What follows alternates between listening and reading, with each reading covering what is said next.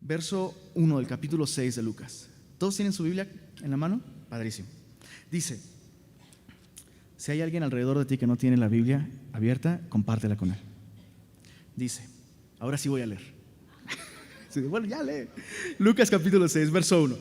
Aconteció en un día de reposo que, pasando Jesús por los sembrados, sus discípulos arrancaban espigas y comían, restregándolas con las manos. Y algunos de los fariseos les dijeron: ¿por qué hacéis lo que no os es lícito hacer en los días de reposo? Respondiendo Jesús les dijo: ¿ni aún esto habéis leído? Lo que hizo David cuando tuvo hambre, él y los que con él estaban. Cómo entró en la casa de Dios y tomó los panes de la proposición, de los cuales no es lícito comer, sino solo a los sacerdotes, y comió y dio también a los que estaban con él. Y él les decía: el Hijo del Hombre es Señor aún del día de reposo.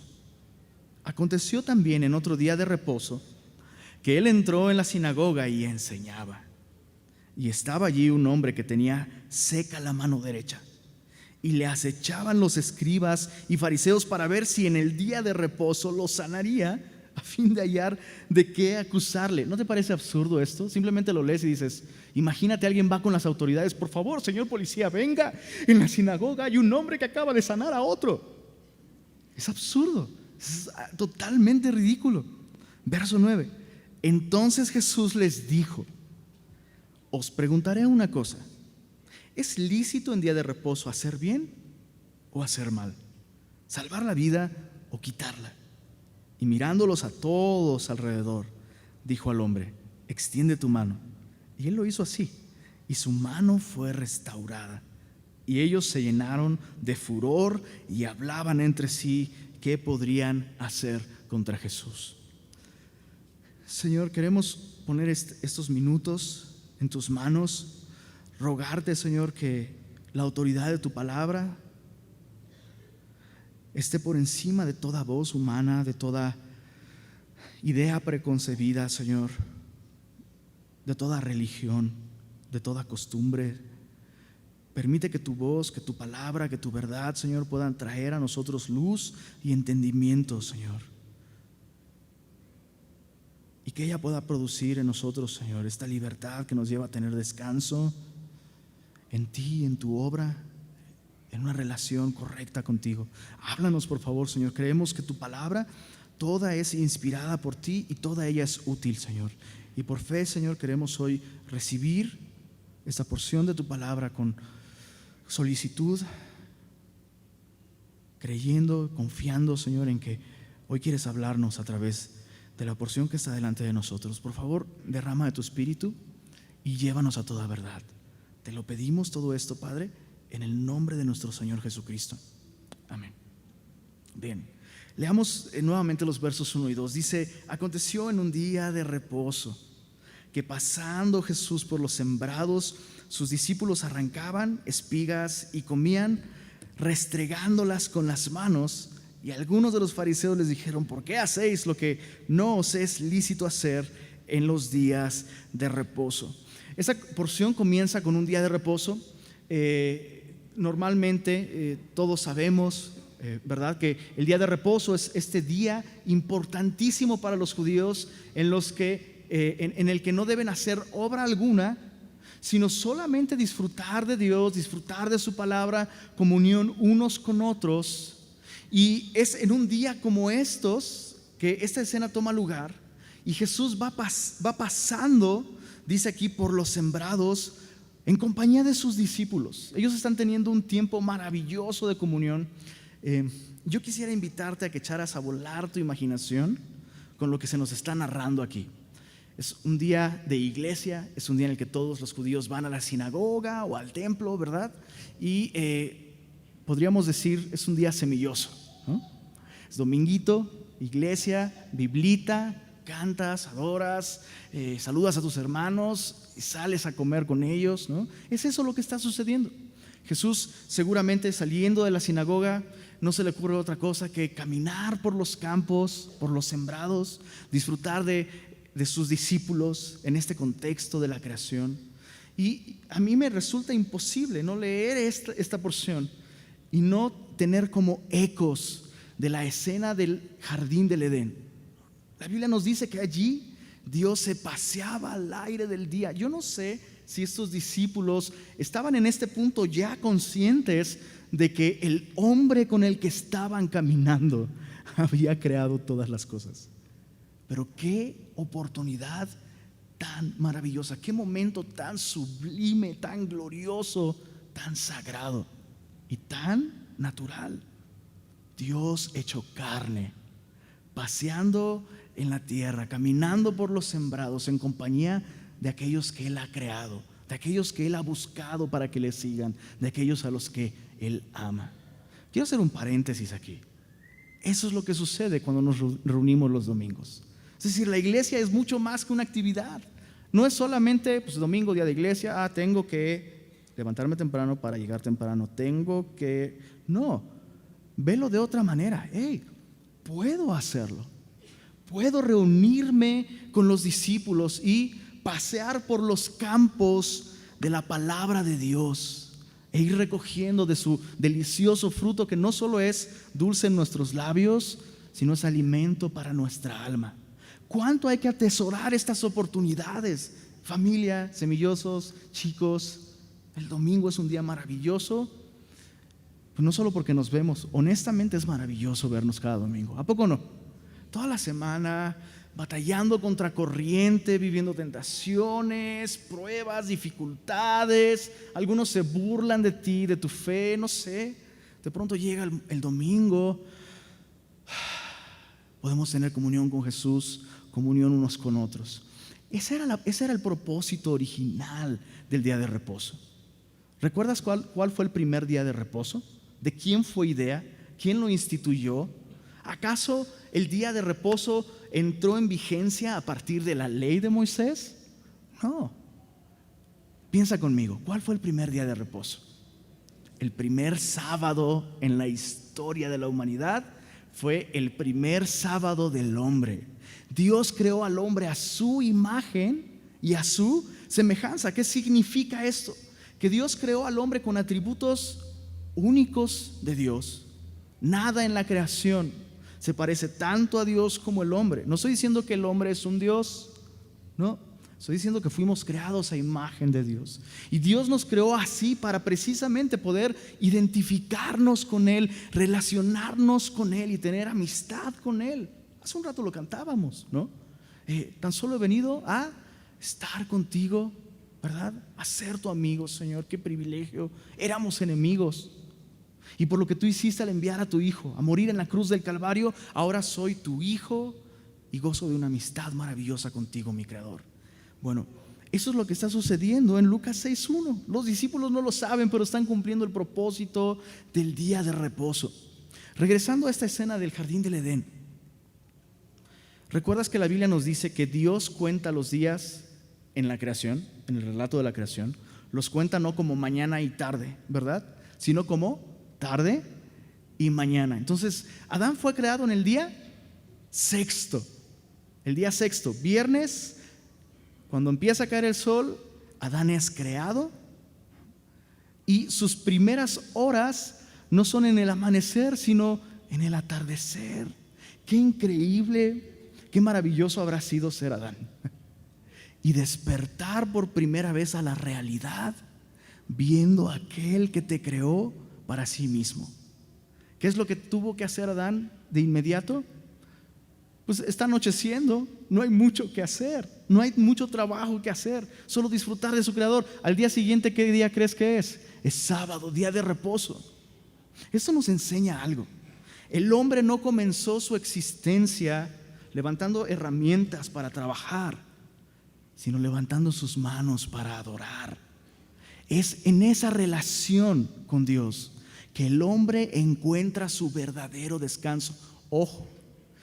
A lo mejor alguno le está diciendo a su esposa: ¿ves? Siempre te he dicho que el trabajo es una maldición. No, el trabajo fue un resultado de la maldición. El trabajo fue instituido por Dios en la misma creación, pero no fue aquello a lo que Dios le dio eminencia, prioridad. Dios le dio prioridad a ¿sabes qué, Adán? He creado todas las cosas y ahora solo nos queda disfrutarnos el uno al otro. Y allí, ese fue el primer día de reposo. Y dice la Biblia, Dios santificó este día y lo bendijo. Claro que es santo. Claro que es bendito ese primer día en el que el hombre cumplía su propósito. Amistad con Dios, comunión con Dios. Eso nos enseña algo importante. El día de reposo, he tenido mucha dificultad tratando de explicar esto, pero el día de reposo no es solo un día. Es decir, no solo es un espacio en tu calendario, que es importante. Es decir, nosotros los creyentes hemos entrado en el reposo, ¿verdad? ¿Por qué? Porque Cristo consumó toda la obra en la cruz del Calvario. Dijo, consumado es, pagado por completo, y nosotros podemos entrar en ese descanso que Él compró para nosotros. Pero será importante tener un día a la semana en el que dejamos todo afán para gozar de comunión con Dios, adorarle, permitir que Él examine nuestro corazón, que nos lave con su palabra, tener comunión unos con otros. ¿Será importante un día? Pues claro que es importante. Pero el día de reposo no es solo un día, es una condición, es un estado, es el estado ideal del hombre. No hay nada que estorbe entre el hombre y Dios, hay descanso, hay paz entre Dios y el hombre. Ese es el estado ideal. Ahora, ese día de reposo que vemos en Génesis se vio interrumpido por algo. ¿Por qué razón se vio interrumpido? Por el pecado del hombre. El hombre cae en pecado, menospreciando su comunión con Dios, menospreciando este reposo bendito, sagrado, santo, maravilloso que tenía con Dios, y escogiendo otro camino. El hombre cae en pecado y a partir de entonces Dios interrumpe su reposo. El hombre es echado fuera del jardín del Edén y Dios no se quedó allá adentro. Ay, pobre Adán, pobre, me caía bien hasta eso. Los voy a extrañar. Ni modo, ahora van a salir allá afuera. La tierra les va a producir cardos y espinas. Eva va a dar a luz sus hijos con dolor. No lo sabe, su primer hijo va a ser el primer asesino de la historia. Pobrecitos, les hubiera ido mejor honrándome y manteniendo esta relación conmigo, pero pues ¿qué le vamos a hacer, pobrecitos? ¿Es esa la actitud que Dios adoptó ante el pecado del hombre? No. Dios puso en marcha un plan que ya tenía preparado. Y desde entonces Dios, escucha esto, Dios no descansó, buscando al hombre constantemente a través de sus profetas, a través de su palabra y eventualmente a través de su Hijo. Dios dejó su comodidad, Dios dejó su posición, se volvió como uno de nosotros, anduvo entre nosotros, vimos su gloria, vivió una vida perfecta y en la cruz del Calvario retomó su reposo. Consumado es. Esa es la condición ideal del hombre en una correcta relación con Dios. Entonces no estamos hablando solo de un día, que es importante. No, yo ya estoy en esta condición ideal, ya soy cristiano, no necesito la iglesia, no necesito un día para adorar. No, sí lo necesitas, pero el estado ideal del hombre. Entonces el día de reposo representa estas dos cosas y en Lucas capítulo 6 verso 1 estamos viendo exactamente eso, el cumplimiento de la intención que Dios tenía con este día de reposo. Y estos discípulos, que es importante aclarar, no son solamente los 12. Pensamos que aquí, cuando habla de los discípulos que iban con Jesús, pensamos, pues los 12. No, los 12 están a punto de ser elegidos más adelante, pero aún no son elegidos los apóstoles. Entonces, estamos hablando de una buena banda de creyentes, una banda semillosa. Van caminando por los sembrados, y como son semillosos, ven semillas y dicen, el snack. Van caminando con Jesús, disfrutando la conversación. Solo puedo especular las cosas que Jesús habrá dicho. ¿Te imaginas? Una tarde con Jesús. No sé si Jesús contaba chistes sobre fariseos. ¿Cuántos fariseos se necesitan para cambiar un foco? ¿No? A ver Jesús. Y en la conversación, en la comunión con Él, agarras una semilla y empiezan a comer. Todo es perfecto y de entre el trigo, salen los fariseos. O sea, piensa en la escena, él va con sus discípulos, empiezan a echar la botanita y ¡ajá! ¿No? Escondidos entre el trigo.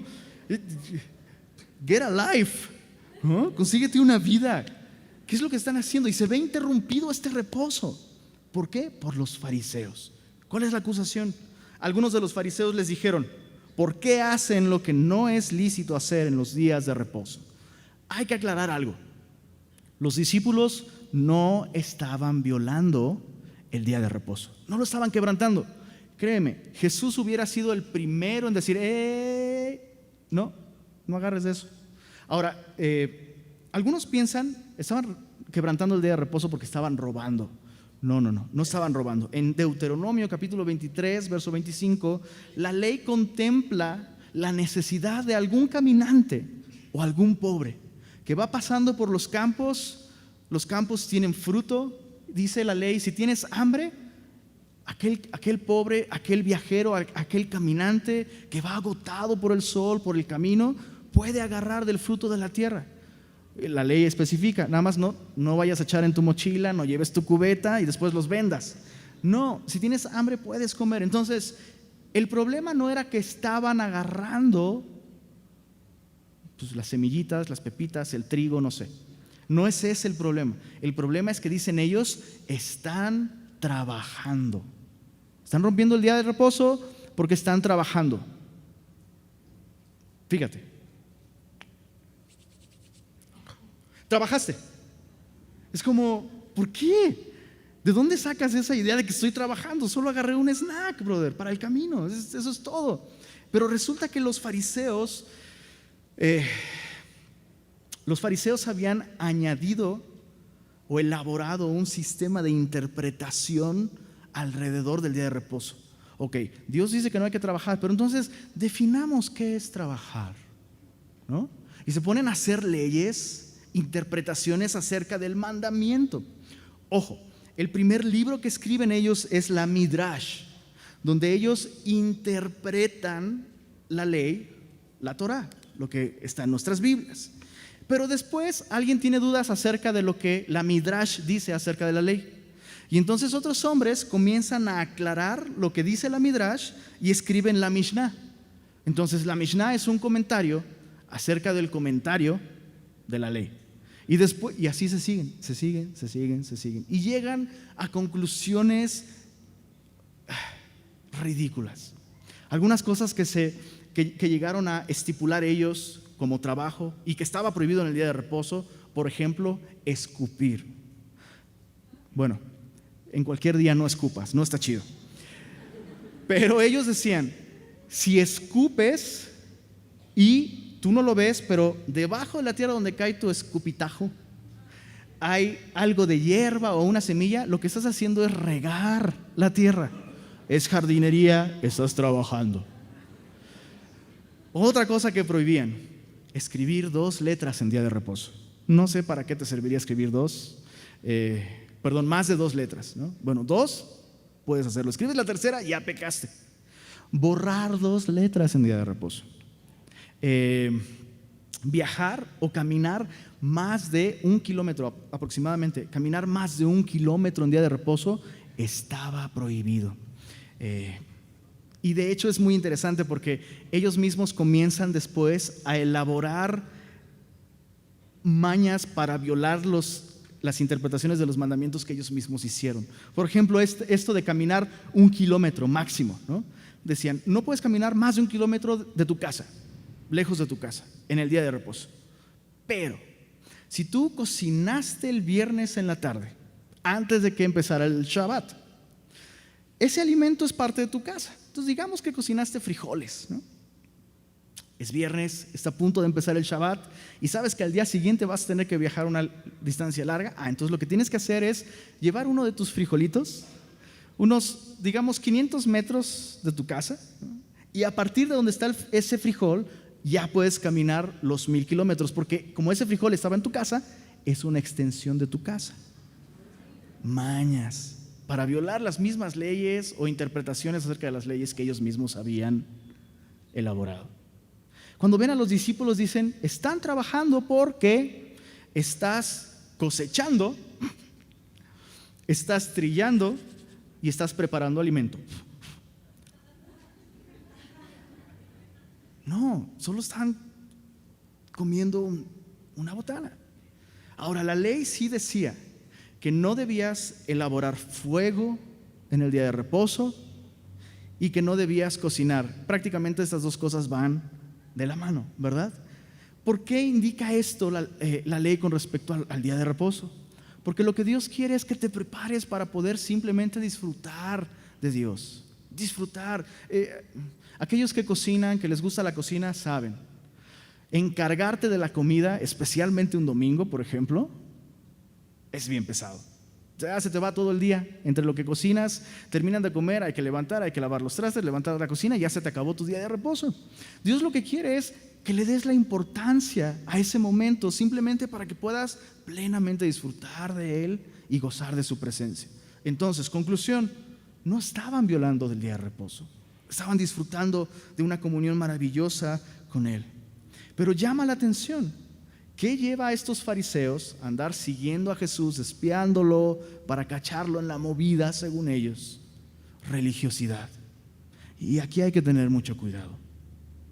La religiosidad no solo nos estorba para tener una comunión real con Jesús, amistosa con Él, íntima, vibrante, fructífera, sino que la religión también produce ignorancia de las Escrituras e ignorancia acerca de quién es Jesús.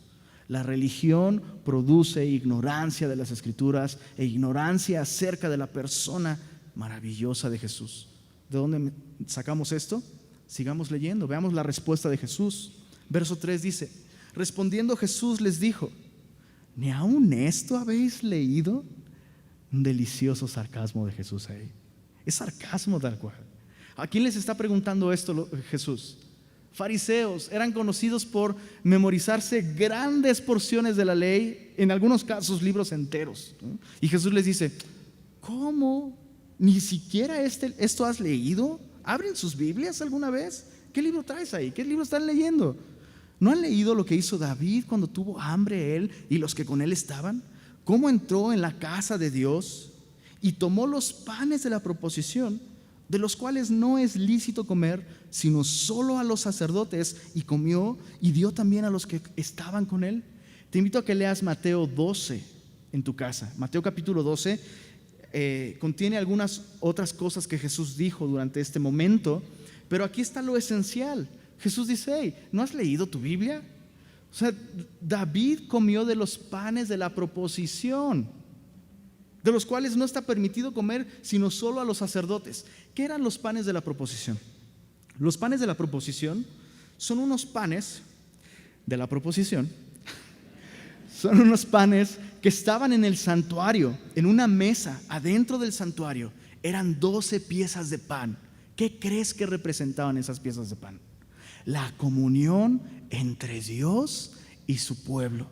La comunión entre Dios y cada una de las tribus de Israel. ¿Qué están haciendo estos fariseos? Interrumpiendo la comunión entre Dios y los suyos. Era un pan muy sagrado. ¿Cuándo crees que se cambiaba este pan? Los sábados. De hecho, en Mateo 12, Jesús dice: a ver, el sacerdote, según tus interpretaciones de la ley, viola el día de reposo, pero es sin culpa. ¿Por qué lo viola? Porque carga esas piezas de pan. Los fariseos decían que no podías cargar algo que pesara más que un higo seco, porque es trabajo. Esos 12 panes pesaban mucho más que un higo seco. Entonces, hey, según tu interpretación está violando, pero en realidad son sin culpa. Cambian esos panes en día de reposo. Ahora, ¿qué es lo que está haciendo Jesús al sacar este ejemplo de David? Este momento en el que David toma de estos panes se encuentra registrado en nuestras Biblias en 1 de Samuel capítulo 21. No vamos a ir para allá, solo anótalo si tienes curiosidad, leerlo en casa, estudiarlo con calma. Pero en 1 de Samuel 21 se narra cuando el rey David, porque ojo, en ese momento David era el rey ungido de Israel. Pero sucede que Saúl, el rey anterior, aún estaba en el poder tenía celos de David, tenía envidia de David y lo estaba persiguiendo para matarlo. Lo estaba persiguiendo, pero él era el rey ungido. Estaba persiguiéndolo a él, a sus hombres. Cuando David emprende la huida, pasa llega a la casa de Dios, dice allí, y le pide al sacerdote ayuda, le pide alimento para él y para sus hombres. Dice: ok, hoy cambio los panes viejos, solo tengo de esos, te los puedo dar con una condición: están limpios, no se han metido con mujeres como suelen los soldados y suelen los hombres que están. No, ok, estamos limpios. Bien, te puedo dar este pan viejo, voy a poner el pan nuevo. Pero Jesús está dejando un indicio aquí, un mensaje, una pista para los fariseos. Es chistoso, a David lo persiguieron en un día de reposo y David era el rey ungido. David y sus hombres eran una imagen anticipada de Jesús y sus discípulos. Entonces Jesús les está dejando de un modo más o menos claro aquí qué es lo que está sucediendo en este momento, pero para que no quepa duda, Jesús lo aclara totalmente. Verso 5 dice: y les decía, el Hijo del Hombre es Señor aún del día de reposo. ¡Pum! Los oídos les quedan zumbando a los fariseos. Me imagino algunos echándose aire. No puede ser que haya dicho eso. Oh, Dios mío, me va a dar. No te mueras porque es día de reposo, no te podremos cargar, ¿no? Jesús está diciendo con esta declaración: soy Dios. Eso es lo que lo está diciendo con toda claridad. No hay lugar para pensar que Jesús nunca afirmó ser Dios. A partir de esta declaración lo podemos asegurar completamente. En Éxodo capítulo 20, no vayas para allá, versos 8 al 11, la Biblia nos dice, es Dios hablando, dice: apartarás el día de reposo para Jehová. ¿De quién se trata el día de reposo? ¿Quién es el Señor del día de reposo? Según el Antiguo Testamento, Jehová. Y dice esa porción que te acabo de decir, Éxodo capítulo 20, versos 8 al 11. Dice: porque lo santificarás, lo guardarás para Jehová, porque en 6 días hizo Jehová los cielos y la tierra, y en el 7º día descansó. Para que te acuerdes que la vida se trata de Dios, para que busques mi rostro. La vida se trata de mí, no de tu trabajo, no de tu profesión, no de tener más dinero. Hay valores eternos, yo soy el creador de la vida. Tu propósito, tu descanso lo encuentras en comunión conmigo, nada más. Y Jesús, al decir el Hijo del Hombre, que era una expresión que él toma de Daniel capítulo 7, es un título mesiánico. Y Jesús lo usa para referirse a sí mismo todo el tiempo. Entonces él dice: no solo soy el Mesías, sino soy Dios. Soy el Señor del día de reposo. Fariseos con sus interpretaciones acerca de lo que yo mismo dije sobre la ley, no te preocupes, creo entender muy bien cuando alguien viola mis mandamientos. Y ellos no lo han hecho. Nuestro héroe defendiéndonos de la religiosidad. Ahora hay que permitir esto. Hay que tener cuidado de no volvernos religiosos. El religioso se vuelve ignorante de la Escritura aunque la conoce. Se vuelve ignorante de la persona de Jesús aunque lo conoce. Los fariseos conocían a Jesús, ¿verdad? Pero eran ignorantes, no tenían ni idea de quién era. Conocían la Escritura, ¿sí o no? Pero eran completamente ignorantes de cuál era el corazón de Dios detrás de los mandamientos. Ahora, normalmente pensamos en los fariseos. No sé, a lo mejor en tu mente tú, incluso cuando vamos leyendo, aparecen los fariseos y en tu corazón tú dices: fuera, son los malos de la película. Pero sabes, el movimiento de los fariseos comenzó como un movimiento de avivamiento. Podríamos decirlo, el eslogan de los fariseos en sus inicios sería verso por verso, capítulo por capítulo. ¿Te suena? ¿En serio? Ellos iniciaron ese movimiento de vamos a regresar a las Escrituras, vamos a confiar completamente en ellas. ¿Qué pasó entonces? Religiosidad, religión.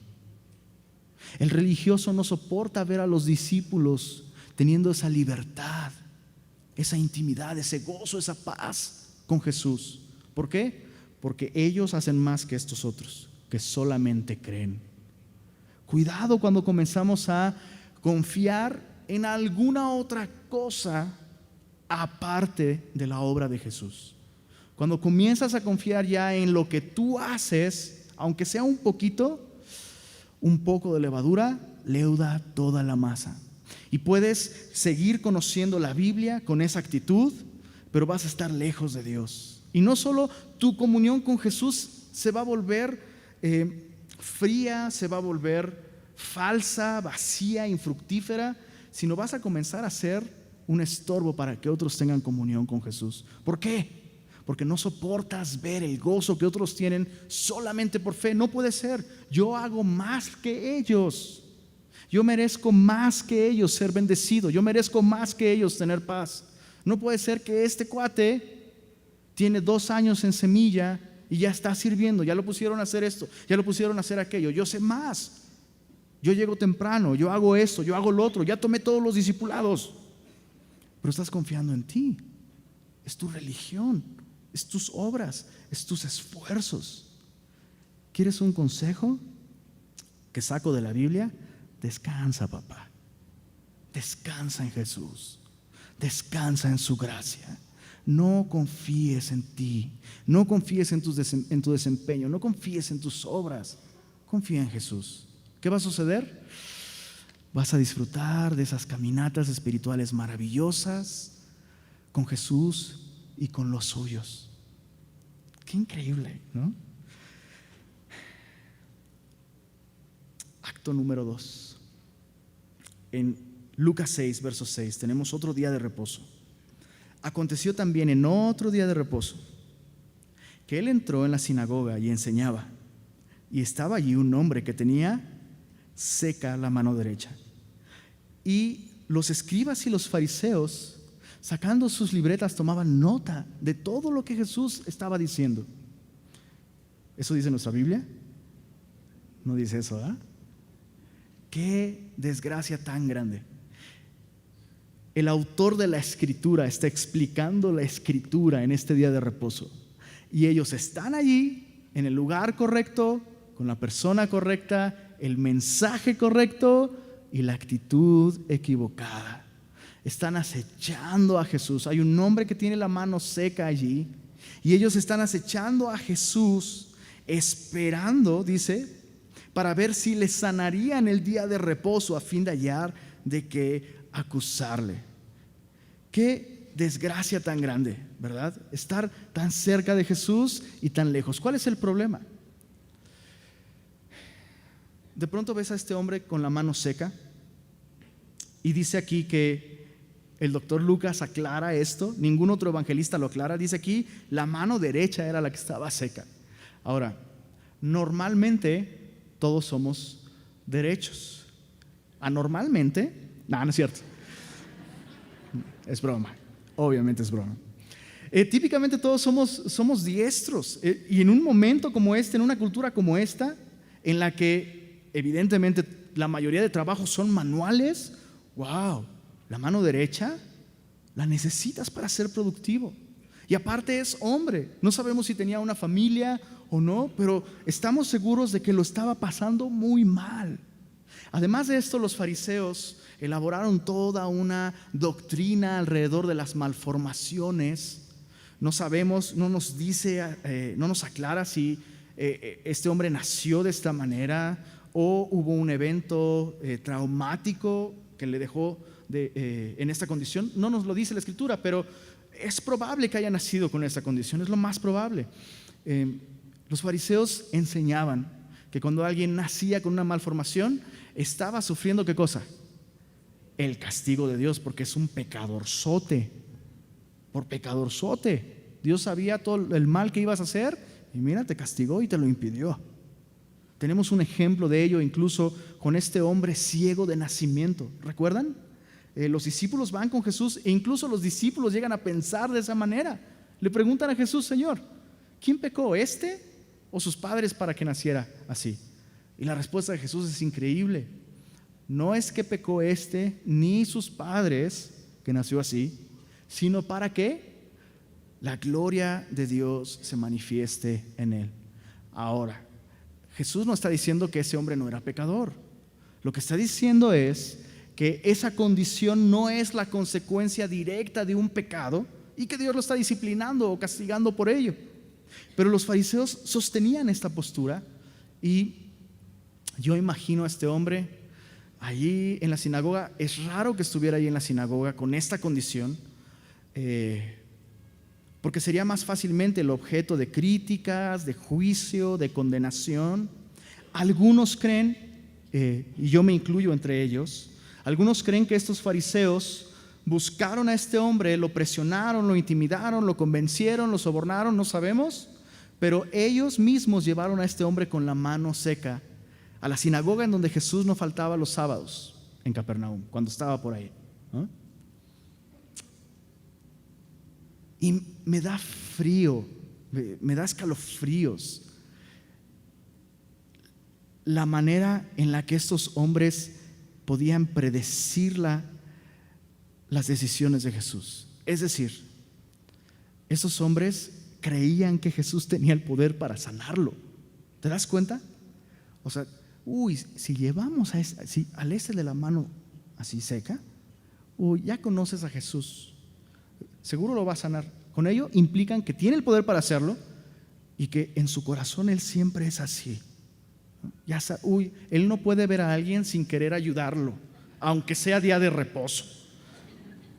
Seguro va a caer redondito, bro. Hay que llevarlo, hay que obligarlo. Este hombre está ahí, Jesús está enseñando. Y estos hombres están así, midiendo, cronometrando, volteando a ver al hombre. Ándale, pásale al frente, levanta la mano que tienes una duda, para que te vea Jesús y no sé qué, ¿no? Jesús se da cuenta de todo lo que está sucediendo para su enseñanza y les dice: ok, les voy a hacer una pregunta a ustedes.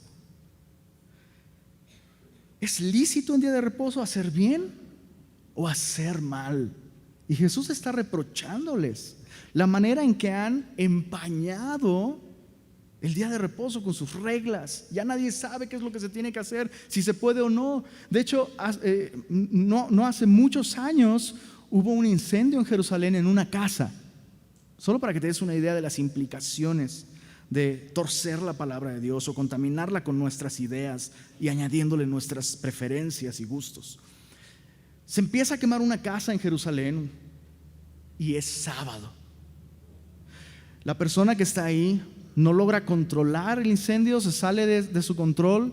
Entonces cruza la calle, le toca al fariseo que vive en la casa de enfrente, al rabí: rabí, hay un incendio en mi casa, no sé si ¿puedo llamar a los bomberos en sábado?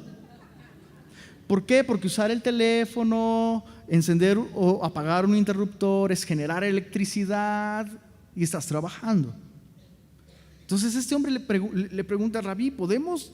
Hay un incendio, está saliendo de control, en pocos minutos la casa ya va a ser irrecuperable. ¿Es lícito llamar a los bomberos? El rabí dice: media hora. Para cuando el rabí se decide, dice: no es lícito. Esto es real, no lo estoy inventando, es real. En ese momento ya 3 casas estaban absolutamente quemadas hasta los cimientos. ¿Será esa la voluntad de Dios para el día de reposo? Obviamente no. Y Jesús los confronta con la ridiculez de la religión humana y les dice: oigan, pues ya no sé qué sí se vale, hacer bien o hacer mal. Y Jesús sabe sus pensamientos. Tú estás aquí con la intención de matarme. Estás aquí buscando algo que tú puedas usar para matarme porque me tienes envidia, porque hablo la verdad, porque te ofendo dándole gracia a los humildes, a los arrepentidos, a los pecadores. Odias ver esto. Te enojas conmigo porque te estoy arrebatando tu justicia. Yo puedo dar salvación, yo puedo dar paz, yo puedo dar descanso solo por fe.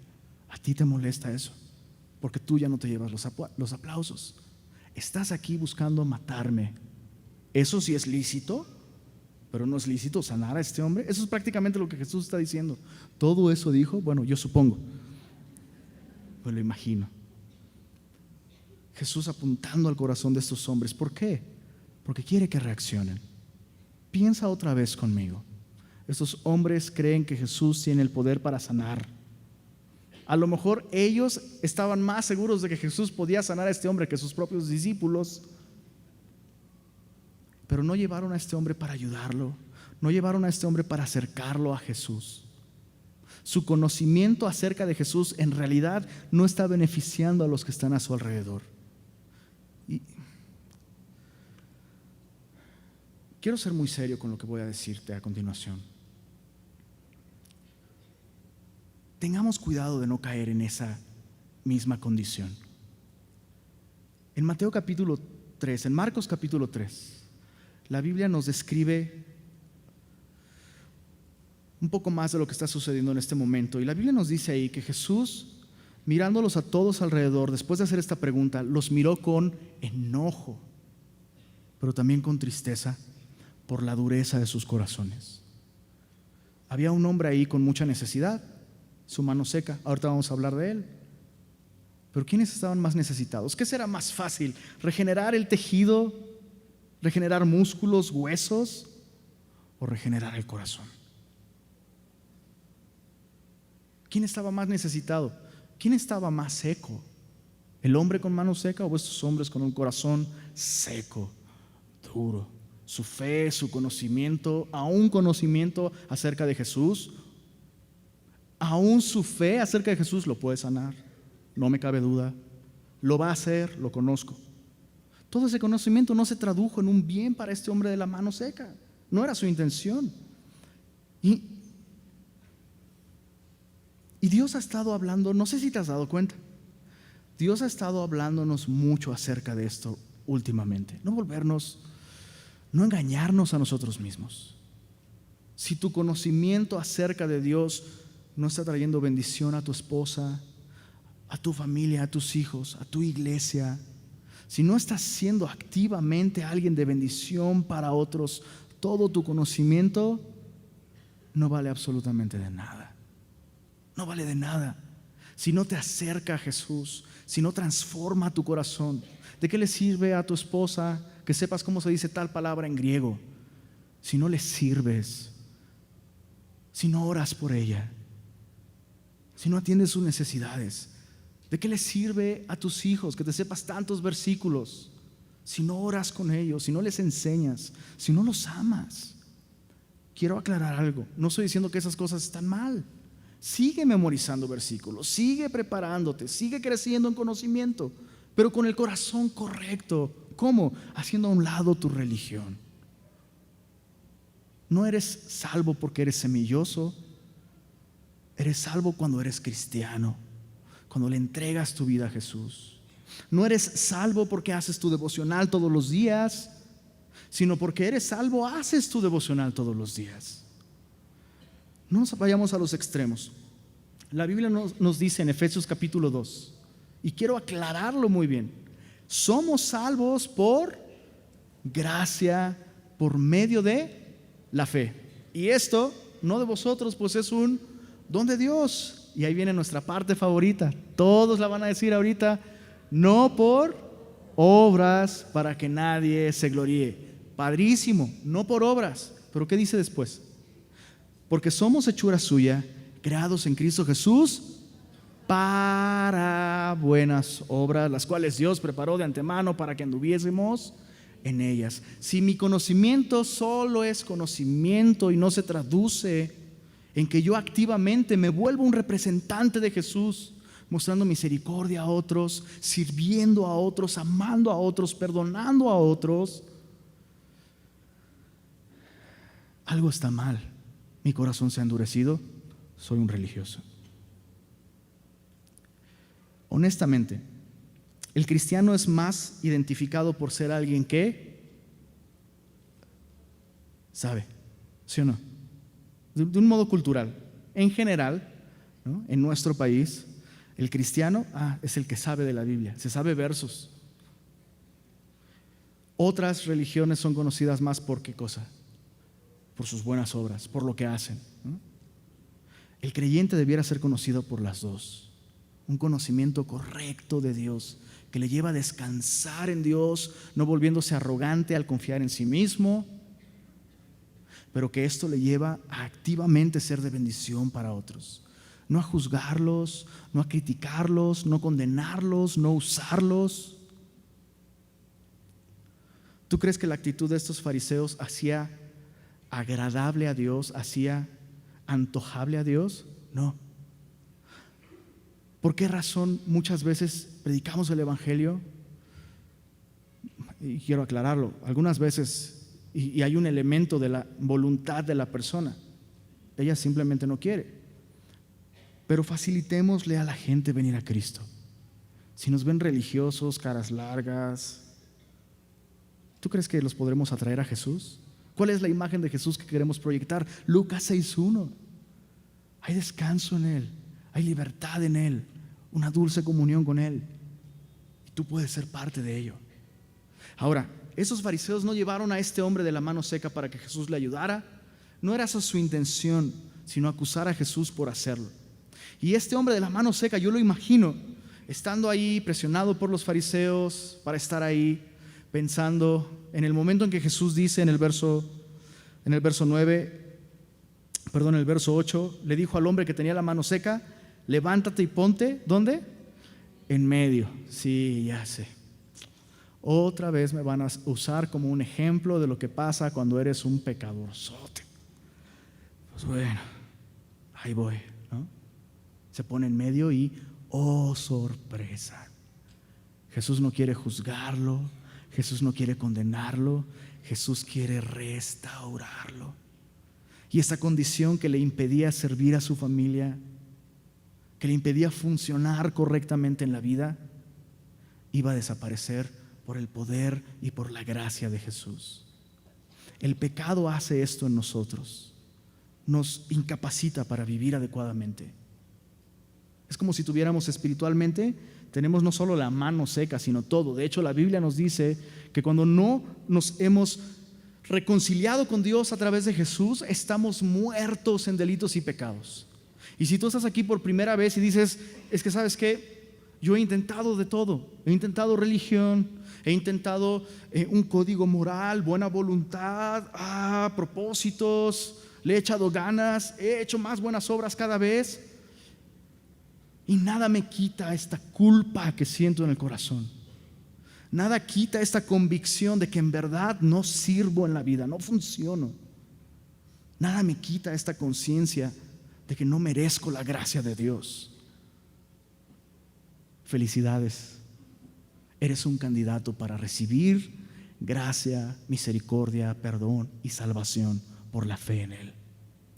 Fue San Agustín de Hipona quien dijo: oh Señor, nos creaste para ti, y nuestro corazón estará intranquilo hasta que descanse en ti.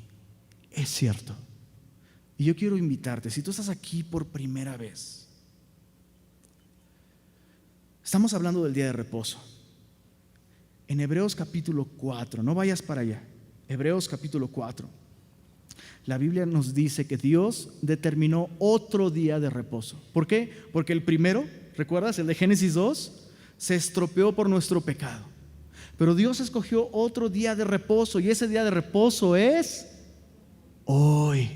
Y dice Hebreos 4, por lo cual, si oyereis hoy su voz, no endurezcas tu corazón. Entra en este descanso. Si tú estás aquí por primera vez y puedes ser un momento honesto y mirar hacia adentro. A veces no está chido mirar hacia adentro, ¿verdad? Mirar hacia adentro, hacer un inventario y decir: la verdad, no hallo descanso, ni con buenas obras, ni con religión. Me compré una sala nueva y ahora estoy pensando cómo pagarla y menos descanso. El descanso solo lo vas a encontrar en Jesús. ¿Cómo? Siendo como este hombre de la mano seca. Estoy incapacitado para vivir cumpliendo el propósito por el cual fui creado, y entiendo que por eso no tengo paz. Mi pecado me ha separado de Dios. He intentado solucionar ese problema con buenas intenciones, con religión, con sinceridad, pero no ha funcionado. ¿Sabes por qué? Es porque la Biblia nos dice que solo la sangre de Cristo puede limpiar nuestros pecados y reconciliarnos delante de Dios. Si tú estás aquí por primera vez y no le has entregado nunca tu vida a Jesús, yo quiero invitarte, como Jesús invitó a este hombre de la mano seca, no a que te pongas aquí en medio, pero sí a que te pongas de pie. Con ello estarás ejercitando tu fe en Jesús.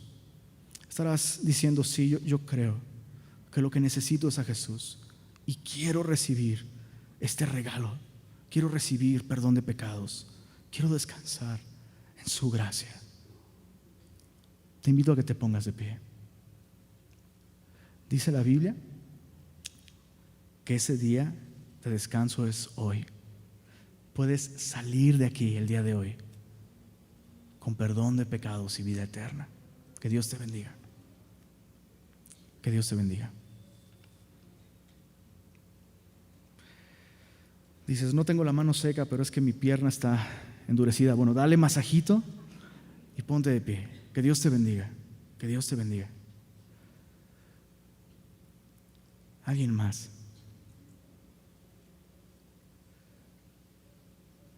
Deja de luchar con el Señor. Descansa. Ríndete ante Él. Recibe perdón. Recibe salvación. Que Dios los bendiga. Muy bien. Que Dios los bendiga. Quisiera dirigirlos en una oración. Esta oración no tiene algo especial, no es mágica. Nuestra fe debe estar solamente en el Señor Jesucristo. Todos los semillosos, yo quisiera pedirles que oraran por estas personitas que se pusieron de pie. Y tú que te pusiste de pie, quiero guiarte en una oración. Te invito a que repitas después de mí. Señor Jesús, reconozco que soy pecador y que no puedo hacer nada por mí mismo para solucionarlo. Hoy deposito toda mi confianza en ti, Jesús. Renuncio a depender de mí, de mis buenas obras, de mis buenas intenciones para salvarme. Creo que tú viviste una vida perfecta, sin pecado, y que ofreciste tu justicia en la cruz del Calvario para que me fuera regalada a mí. Creo que resucitaste al tercer día, venciendo a la muerte, venciendo al pecado, y con ello dándome la seguridad del perdón, de la salvación. Jesús, te entrego mi vida, te recibo como mi Dios, como mi Señor, como mi Salvador.